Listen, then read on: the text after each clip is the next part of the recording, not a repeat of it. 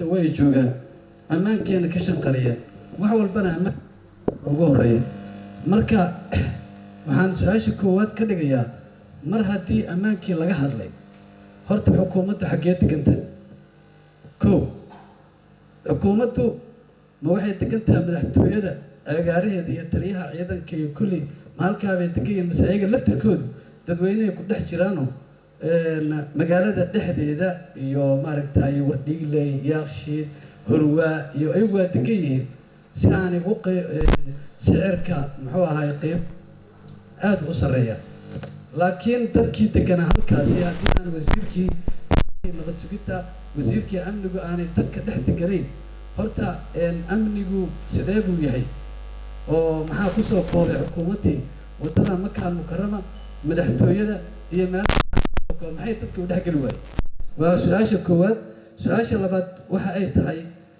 ra-iisul wasaare xukuumaddaada reshafal inaad ku samayso ma doonaysaa mar haddii warar badan ay soo baxayaan ay sheegayaan in xukuumaddu meelaha qaarkood siday u abbaarto ay dadku wax ka sheegayaan xukuumaddu ay kala hadlayso warbaahinta warar kala duwan ay markii ay dhacdo siday u wajahayaanna aanay wanaagsaneyn iyo su-aashii saddexaad oo ah wasiirka ganacsigu wuxuu soo saaray in la kala diro ganacsatada rugta ganacsatada ah rugta ganacsiga waddanka wasiirku waxaan maqlay in ra-iisul wasaaraha xaggiisa uu ka soo baxay warar sheegaya inuu wasiirkii u yeeray ama uu arrintaa inuu kala hadla rabo ra-iisul wasaare wasiirkaagu shaqada uu qabto ama uu isagu qabanayo xaq ma u leeyahay sida wasiirka ganacsiga oo kale inuu awood u leeyahay in hay-adaha hoos yimaada macnaha uu haddii u arko inay sharci darre yihiin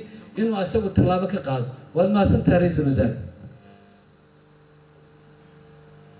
dhex jiraynaa mise shacabka soomaaliyeed aan soo dhex gelaynaa amniga wax ma ka taraysaa haa waa in amniga wax laga qabtaa si xaafad walba ay u noqoto xaafad xamar ka mid a waa in amniga wax laga qabtaa si dadka dhaqaalaha ama mushaharka soo galo uu ugu filaado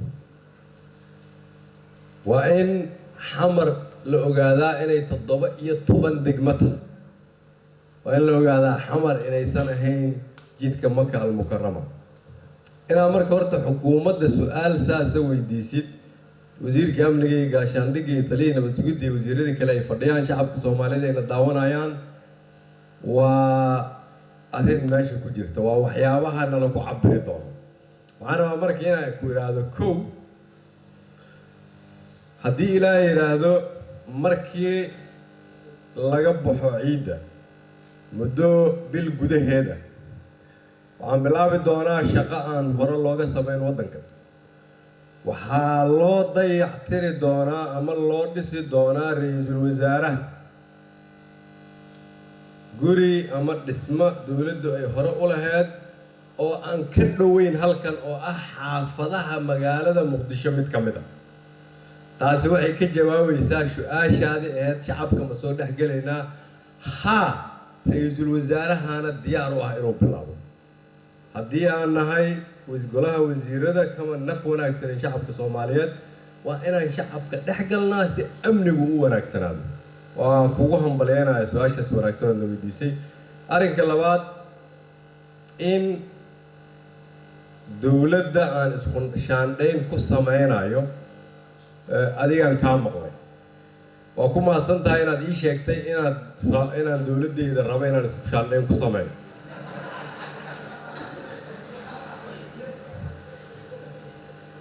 marka maanan ogeyn anigu laakiin maadaama hadda aad ii sheegtay waxaan ku leeyahay maya ma jirto isku shaandhayn inaan dowladdeeda ku sameynayo su-aashana waxay tahay horta kow dowladdu 6 bilood xukuumaddu 6 bilood ma dhamo ra-iisul wasaaraha keliya 6 bilood jooga waxaa loo baahaya horta wasiiradii aan la samaystay qorshihii aan kula xisaabtamayey markii ugu horreeyay aan la kulmay waa inaan cabbiraa horta shaqooyinka ay qabteen hadafkii ay dhigteen oo ahaa ma gaarayaan hadafka isagaa mise maanay gaarin shacabka soomaaliyeed ballanta ay ka qaadeen ma fuliyeen sidaas daraaddeed waxaa horta muhiima in wasiirka la siiyo fursad uu ku shaqeeyo. dhaqanka ummadda Soomaaliyeed waayahan dambe ayaa wuxuu noqday in wax la dumiyo inay sahlan tahay, in wax la dhisana ay dhib badan tahay. hay-ad la dhiso aad ay u dhib badan tahay. waxaa marka muhiim horta in shacabka Soomaaliyeed ay dul qaataan. haddii aad beer abuurto waqtigay qaadanaysaa inay miro kuu soo baxaan. haddii dowlad laga shaqaynaya khalad wuu dhacaya, laakiin waa sababta aan madaxweyne iyo ra'iisul wasaare u leenahay. waa sababta haddii aanu khalad dhacayn, haddaan hoggaan loo baahnayn maba shaqaynayn aniga madaxweyne Farmaajo iyo wasiiradu. marka wasiirada dhinaceeda uu daldalool ka yimaadana cidda laga rabo inay xalliso waa aniga iyo madaxweynaha. dalkani wuxuu u baahan yahay in la isu dulqaato. cidda ugu badan oo dulqaadka ugu badan laga rabana waa madaxweyne Farmaajo, kan ku xigana waa aniga. intiina kalena waa laydinka rabaa dulqaadkaas. mar walba oo dhibdhaco marka waxaa muhiima inaan meel daad u baahan aan gaas lagu shubin. waa inaadan gaas ku darina idinkuna haddaad tihiin baxdiina saxaafadda meel daad u baahan. waayo kulligeen mas-uuliyadaan wataa. waa run marmar way dhacaysaa in dowladdu waa dowlad aad u weyn, xukuumaddu waa xukuumad ballaaran. waxay rabaan inay shacabka Soomaaliyeed la hadlaan. marmar inuu kala hadal yimaado way dhacaysaa. su-aashu waxay tahay laakiin marka ay dhacdo maxaan yeelaynaa? ma ka aamusaynaa mase xal ayaan u raadinaynaa? waa aragteen inaan xal u raadino. dowladdu ma soo jeedaa? haa. wixii dhacoo khalada ma saxaysaa? haa. qorshihii ay soo bandhigtay ma fulinaysaa? haa. waxaa kuu soo haray rugta ganacsiga. rugta ganacsiga waa rug muhiima. ganacsatada Soomaaliyeed waa muhiim. waqti dalku markuu soo baaba'ay ganacsatadu waxay soo gaarsiiyeen dalkan meel wanaagsan. waqti waxaa jirtay dowladduna ay aada u daciif u ahayd ama dalku aanu dowlad lahayn oo ganacsatadu ay iyaga keligood ahaayeen adeegyadayaashii bulshada Soomaaliyeed. waqti waxaa jirtay aan si kale loo noolaan karin oo hal qof oo ganacsataa intuu diyaarad xamar ka raaco, diyaarad weliba aan waagaa aada u wanaagsanayn, uu u soo adeego 30-40 qof isagoo malaayiin dollar geynaya waddan kale.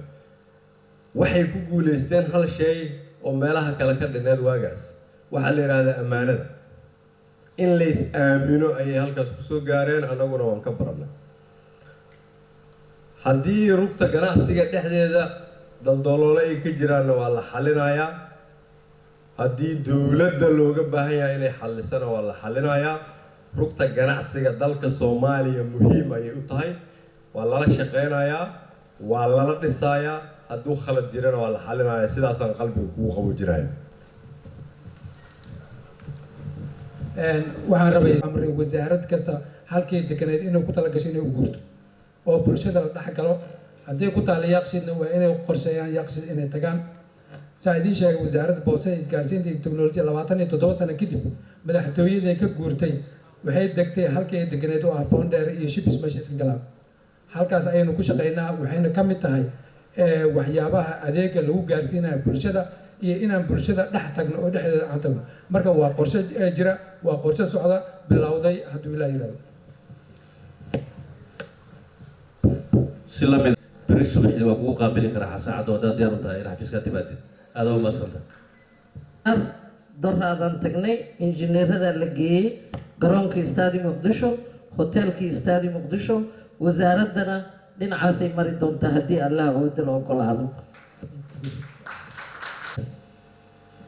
waxaan ku raaxsanahay jawaabtii ay bixiyeen saaxiibaday. wasaaraduhu qaarkood waxay ku shaqeeyaan meel ka baxsan madaxtooyada. wasaaradda maaliyaddu waxay ku shaqeysaa xaruntii dhexe ku taalla Shangaani. runtii waa dhisme u qalma amni ahaan iyo shaqo ahaanba. waxaan u malaynayaa sida saaxiibaday sheegeen xasan waa soo boqon karta.